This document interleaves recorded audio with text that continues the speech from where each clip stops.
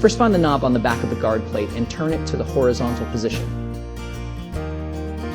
Next, just like in the video, align the knob and the raised part on the back of the guard plate with the holes in the vehicle. Then press firmly and turn the knob to the vertical position, and you are all set.